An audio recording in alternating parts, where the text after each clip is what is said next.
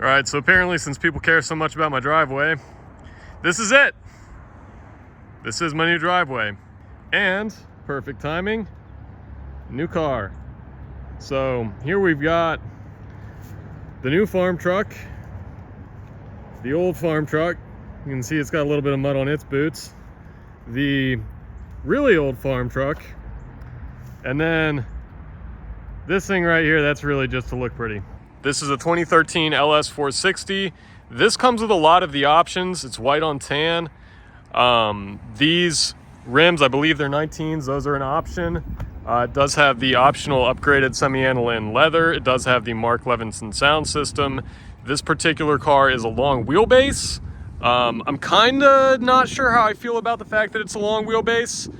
I'm kind of getting used to it, but part of me kind of thinks like, geez, like, isn't that kind of a lot for someone like me to be driving around in a freaking long wheelbase LS 460? I mean, I'm not Warren Buffett or his chauffeur. You know what I mean? But I have to say, it's hard not to feel like a baller when you're driving this thing around. It's 10 years old, obviously now. It's got 91,000 miles on it. So I've been shopping for one of these cars for, no kidding, I mean, I've been toying with the idea of getting one of these for about 7 years. And so I'm pretty familiar with the options and the different colors that came on them. There it is from the back. Not as good of a shot based on the lighting, but there it is. It is the LS 460L. So it's about 5 inches longer than a standard 460. It's still a foot shorter than a short wheelbase Lincoln Town Car. Fun fact. But I mean, the car's nice. I mean, I don't know what else to say. See, the thing is with me is like, I tend to be skeptical of new things. And it's going to be a long time, no matter what, before this car earns the trust that this old black one has with me. But, I mean, the first two things that I would say about it is everything about this car is really, really thick feeling. And everything about this car is really, really soft. So that's the overall experience. It's really thick, really soft. The interior, one of the big differences between this car and the earlier 460s is the dashboard and just the layout of the inside. So I really think these cars have a really nice dashboard. Again, this was I think the fourth one of these that I drove in the last couple of years, and I was kind of starting to get serious about buying one. And of all the ones I drove, this one is in by far the best shape. On these cars, that suede headliner tends to get really grimy as people touch it. Another thing that gets grimy is little key fobs. The ones on this one are basically mints. Another thing is the door panels. The door panels, especially on the early 460s, do not hold up all that well. The door panels on this car are freaking mint. And I would not yank your chain about that. Does have the optional Mark Levinson sound system. And as you can see, the front seats, the lighting is really poor for this, but they're beautiful. Heated and cooled front seats.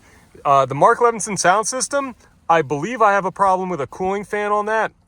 This car, when you run it for a while on a warm day, you can kind of feel, it sounds like a computer fan, like a laptop fan, starting to go bad. And what I did some research and found is that these Mark Levinson upgraded head units, they've got 4 little, basically like laptop fans in them, and those will start to go bad and you'll get the noise. So may have to rip into that at one point.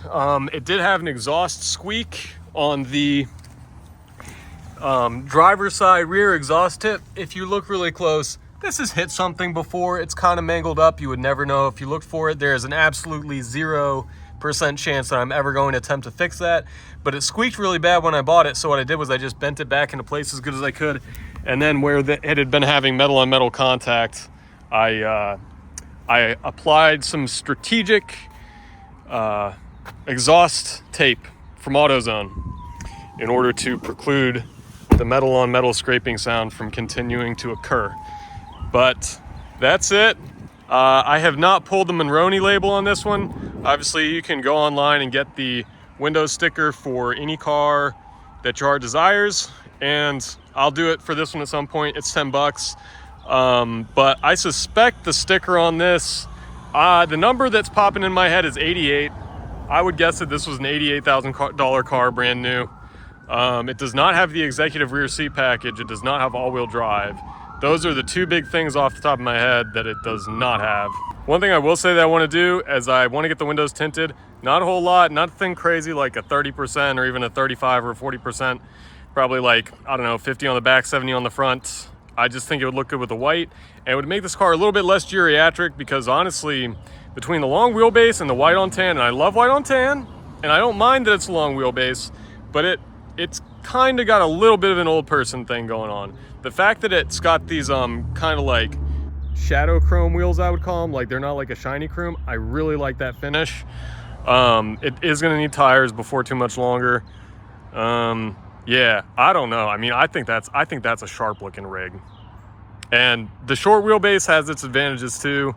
It's arguably a little bit stealthier looking, but from this angle, I mean, can you really beat that? I waited a long time for this car. That is the new daily. So to round out the fleet, I got to decide what I'm doing with all this, or I could just not make any decisions and continue to pile up the vehicles. I mean, really, if you think about it, I've got the space now. And if you watch the state of the driveway address before, the backside of my property did not look like this. What this is the result of 11 tandem dump truck loads full of dirt and a guy who really, really knows how to operate a Bobcat. And we got this all done yesterday, and hopefully grass will start growing on it and it'll stay put, and I will have a backyard that I can drive and park and all that stuff on, and not just a giant sinkhole. So thinking putting a shed probably there, and then a carport somewhere back there. Maybe someday in the future building like an actual shop back here in addition to the 2-car garage right there.